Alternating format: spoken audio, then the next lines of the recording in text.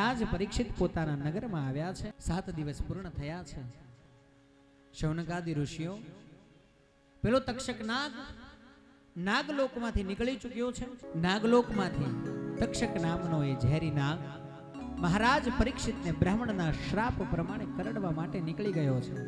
અને વળી પાછો એક બ્રાહ્મણ 100 પ્રકારે કલ્યાણ કરવા શતાનંદ નામનો બ્રાહ્મણ નાગલોકમાંથી નીકળેલો નાગ અને આ શતાનંદ નામનો આયુર્વેદાચાર્ય બ્રાહ્મણ બેનો ભેટો માર્ગમાં થયો છે। હે શૌનકાદિ ઋષિઓ, એક માર્ગમાં આ બ્રાહ્મણનું અને આ સર્પનું મળવું એ પણ એક સંયોગ છે। બન્યું એવું કે બંને જણા રસ્તામાં મળ્યા અને વાતો એ વળગ્યા છે। વાતમાંથી વાત નીકળી અને સર્પ જે પોતાના મૂળ સ્વરૂપમાં નથી એવો તક્ષક આ બ્રાહ્મણને કહે છે કે હે ભૂદેવ, ક્યાં જાઓ છો? ત્યારે આ શતાનંદ નામનો બ્રાહ્મણ કહે છે કે કોઈ બ્રાહ્મણે શરાપ દીધો છે, કોઈ તક્ષક નામનો નાગ છે, ખબર નથી કોણ, અને મહારાજ પરીક્ષિતને કરડવાનો છે। વળી પાછો ઈ આ બાજુ કરડે એટલે આ બાજુ તરત ઝેર ઉતારી નાખે। શતાનંદનું વાક્ય સાંભળીને ઘડીક વાર તક્ષક ઉભો રહી ગયો। આ બ્રાહ્મણમાં એટલું બધું બળ હશે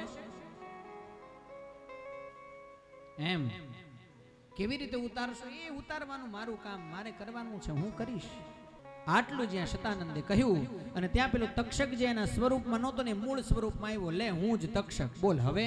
અને લીલું છમ ઝાડના મૂળમાં તક્ષકે દંશ માર્યો અને રાખનો ઢગલો થઈને વૃક્ષ નીચે પડી ગયું। શતાનંદ બ્રાહ્મણ હસવા લાગ્યો, ઓહો, આનાથી વધારે તો તારી તાકાત નથી ને?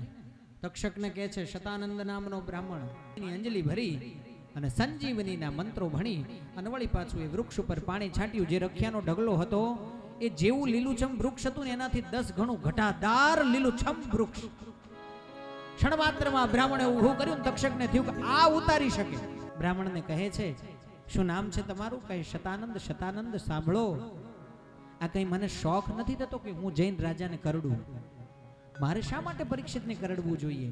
પણ આ તો તમારા જ કુળના, તમારા જ ભાઈ આ બ્રાહ્મણે શ્રાપ દીધો છે અને આ રાજા પરીક્ષિતે તમારા કુળનું અપમાન કર્યું છે, એટલા માટે એને આ શ્રાપ મળ્યો છે ને તમારા વચનની મર્યાદા રાખવા માટે, લાજ રાખવા માટે હું જઉં છું, કૃપા કરો। તમારે શું જોઈએ છે? મારે મારી દીકરી પરણાવી છે, એની માટે ધન જોઈએ છે। મોટો પથ્થર પડ્યો તો એના ઉપર તક્ષકે ભૂપાડો માર્યો, સોનાનો થઈ ગયો, હાથમાં પકડાવ્યો, સુવર્ણનો પથ્થર હાથમાં આવ્યો, હાલે આને વેચીને તારી દીકરીના લગ્ન કરી નાખજે, જા। બ્રાહ્મણે ઊંધી વાટ પકડી, તક્ષક એના રસ્તે।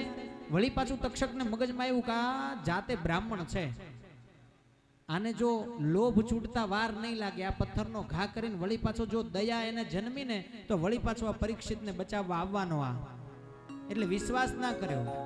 સોનાની લાકડી થઈ અને બ્રાહ્મણના માર્ગમાં પડ્યો।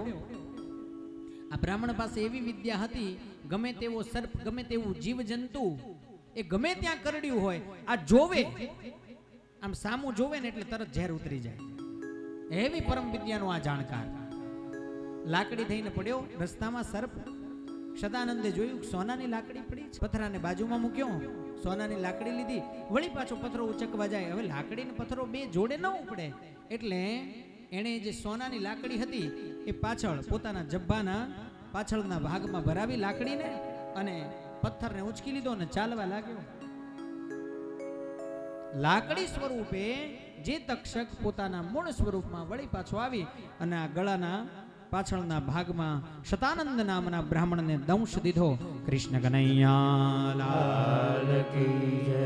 અને વળી પાછું આ માટો મારી આવીને મોઢા સામું આવીને શતાનંદને કહે છે બોલ, જોવે ત્યાં ઝેર ઉતાર ને લે, જો દેખાય છે પાછળ, ઉતાર ઝેર। શતાનંદ બ્રાહ્મણના ત્યાં 100 વર્ષ પૂર્ણ થયા। પરીક્ષિત મહારાજના દરબારમાં કીટક સ્વરૂપે તક્ષક આવ્યો, દંશ દીધો। પણ શાસ્ત્રકાર કહે છે કે પરીક્ષિતને દંશ થયો એ પહેલા એની મુક્તિ થઈ ગઈ હતી।